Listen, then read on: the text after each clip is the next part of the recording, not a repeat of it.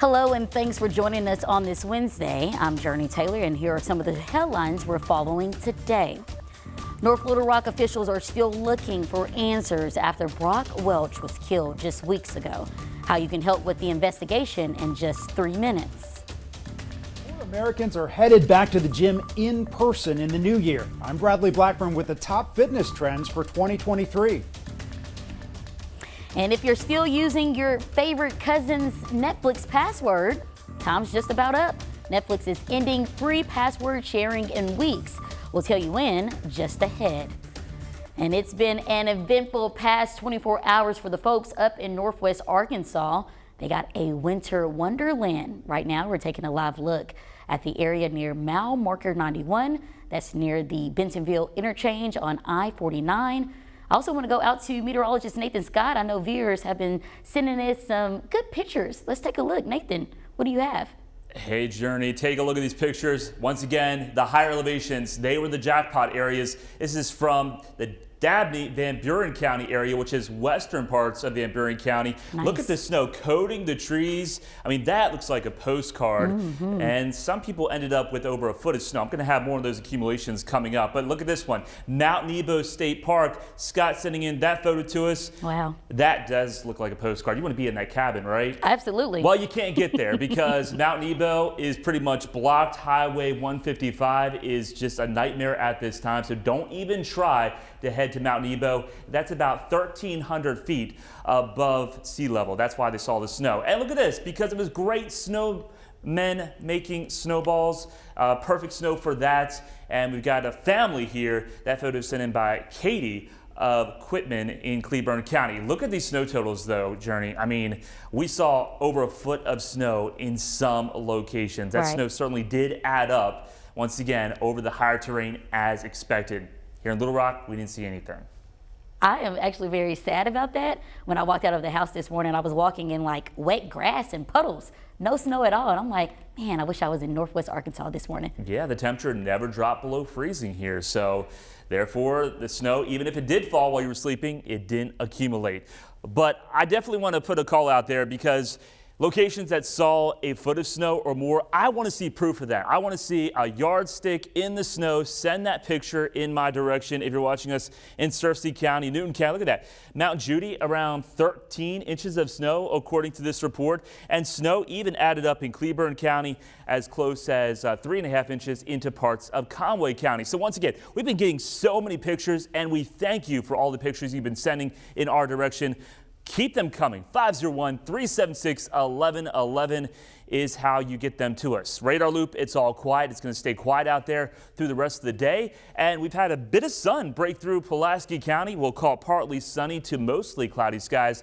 Temperatures today above freezing. They're going to stay above freezing. So here's what you can expect. Highs mid-40s, probably staying into the 30s in the higher terrain. I do have some warmer weather coming up in my extended forecast and our next chance of rain a little bit later. Thanks, Nathan. Well, now that we've seen the worst of the weather, we have another issue, power outages, with numbers climbing overnight. And this number has been jumping back and forth within just minutes. Right now, we're at 107,000 homes and businesses without power. Problems are mostly in northern and western Arkansas, right where the heavy, wet snow fell. Now, we'll keep you updated on the progress to restore power throughout the day. And it's also a great time to make sure you've got the THV 11 app downloaded. That way you can always get local news and weather alerts, and you can watch our live weather coverage whenever we're on the air.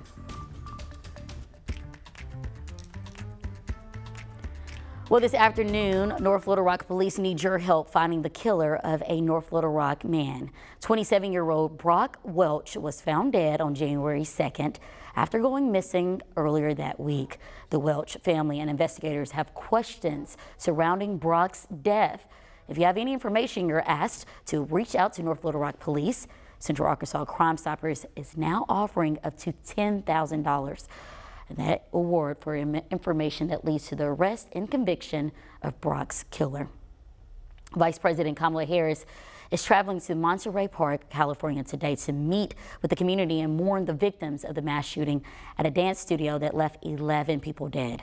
Last night, some of the survivors gathered together for the first time since the tragedy. Adam Yamaguchi, who grew up in Monterey Park, has more. All of us here believe in safe places to raise our children. Overnight, hundreds gathered at Monterey Park City Hall for a vigil, with some of the survivors reuniting for the first time since the massacre. We saw each other, we give a hug, we shake a hand. 65-year-old Daniel Shu says he's lucky to have survived, as he witnessed his friends die in front of him from the hail of gunfire. How has this affected you personally? Memory, bad memory won't go away. When I close my eye, the scene keep coming back. Shooting, people running, blooding.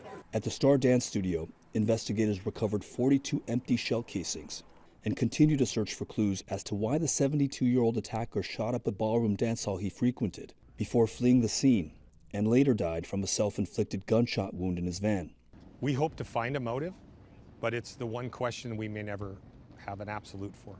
All 11 victims have now been identified. Among the dead are Star Dance's beloved manager, Ming Ma, Diana Tom, a grandmother whose family said loved to dance, and Mei Mei Nan, her loved one saying her warm smile and kindness was contagious. The Asian American community they called home is in shock, but remains resilient. For me, it's the sacred place. Tristan Cabral grew up in Monterey Park, emigrating at a young age from the Philippines with his family.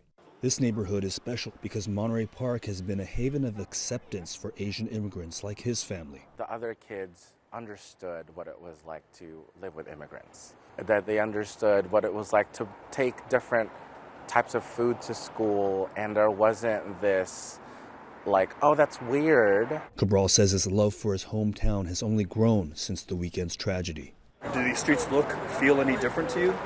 It feels more treasured, it feels more precious. As investigators continue to look into whether the suspect knew the victims, a former tenant told our LA station KCBS KCAL that he knew, quote, this thing would happen sooner or later. He also said that the suspect would often complain about those who are not nice to him at the studio. Adam Yamaguchi, CBS News, Monterey Park, California. Definitely very sad. Well, now turning to the national debt. The Treasury Department says we've reached our borrowing limit, and it's up to Congress to raise the limit. We think that Congress should deal with this in a bipartisan fashion, as they have about 78 times in the past. This is something that Congress has done. It is their basic responsibility as a congressional member, and that's what we want to see. Officials say there could be major consequences if Congress doesn't increase the limit, including the first U.S. credit default in history. Congress has until June to figure it out. Well, Ukrainian President Volodymyr Zelensky is celebrating his birthday today, and President Biden is giving him exactly the gift he's been wanting: tanks to help fight Russia. Skylar Henry has more details from Capitol Hill. The White House announced President Biden is authorizing the Pentagon to send U.S.-made M1 Abrams tanks to Ukraine. I would say to the Department of Defense, if you will greenlight a handful of Abrams tanks, it'd be one of the most consequential decisions you've made in this effort to allow Ukraine to expel Russia. The president's decision is a change in policy for the White House, which had previously said the Abrams tanks were too advanced to be effectively used in Ukraine. Modern main battle tanks will provide highly maneuverable armored firepower that will help Ukraine liberate territory and keep pressure on the Russian aggressors. But as I've said repeatedly, time is of the essence. A bipartisan group of senators met with Ukrainian President Volodymyr Zelensky, who told them the tanks are essential in defeating a Russian counteroffensive that appears to be in the works. The offensive that the Russians will bring, they're massing their troops and supplies and reinforcements right now, is so imminent that we need to provide these tanks. The decision follows intense negotiations last week with NATO allies over the supply of tanks. Germany initially resisted, but will now follow suit and begin shipping Leopard 2 tanks to Ukraine. I think there's an increasing appreciation in Germany how important their role has become in helping Ukraine. The move could not only help Ukraine fight off the planned Russian invasion, but is expected to help them launch a counteroffensive of their own to try to drive Russia out of the country. Skyler Henry, CBS News, Capitol Hill. President Biden called German Chancellor Olaf Scholz, as well as the leaders of the UK, France, and Italy to coordinate support for Ukraine. Well, documents marked classified found in the Indiana home of former Vice President Mike Pence have now been handed over to the FBI. The newest document saga comes as the White House faces questions about classified materials found in President Biden's Delaware home and a D.C. office.